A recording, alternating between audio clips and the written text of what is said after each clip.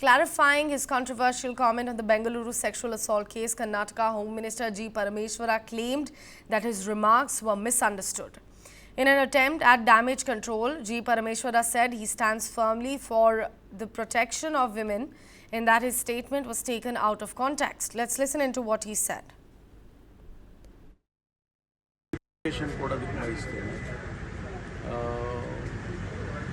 ನಿನ್ನೆ ನನ್ನ ಹೇಳಿಕೆಯನ್ನು ಸರಿಯಾಗಿ ಅರ್ಥೈಸಿಲ್ಲ, ನೀವು ಅರ್ಥೈಸಿಲ್ಲ, ಅದನ್ನು ಬೇರೆ ಬೇರೆ ಪ್ಲ್ಯಾಟ್ಫಾರ್ಮಲ್ಲೂ ಕೂಡ ಬೇರೆ ಬೇರೆ ಅರ್ಥೈಸಿದ್ದಾರೆ.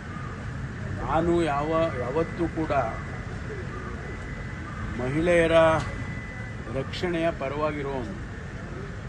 ನಾವು ಅನೇಕ ಕಾರ್ಯಕ್ರಮಗಳನ್ನು ನಾನು ಗೃಹ ಸಚಿವನಾಗಿ ಪ್ರತಿ ಬಾರಿ ಬಂದಾಗಲೂ ಕೂಡ ಅದು ನಿರ್ಭಯ ಕಾರ್ಯಕ್ರಮ ಇರ್ಬೋದು, ರಾಜ್ಯದಲ್ಲಿ ಅನೇಕ ರಾಜ್ಯಗಳಿಗಿಂತ ಹೆಚ್ಚು ನಾವೇ ನಿರ್ಭಯ ಹಣ ಖರ್ಚು ಮಾಡಿ, ರಾಜ್ಯ ಸರ್ಕಾರನೂ ಖರ್ಚು ಮಾಡಿ ಇದಕ್ಕೆ ಕೇಂದ್ರ ರಾಜ್ಯ ಏನು ಎರಡೂ ನಾವು ನಿರ್ಭಯ ಕಾರ್ಯಕ್ರಮವನ್ನು ಅನುಷ್ಠಾನ ಮಾಡಬೇಕು, ಅದನ್ನು ಮಾಡಿದ್ದೇವೆ.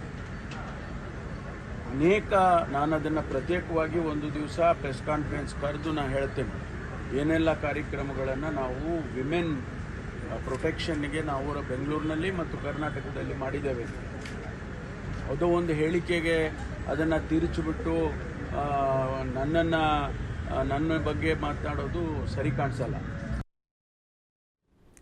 Reacting to the incident earlier, G. Parameswara had said, and I'm going to quote him here, that such incidents happen in big cities, a remark that had sparked a massive outrage against him.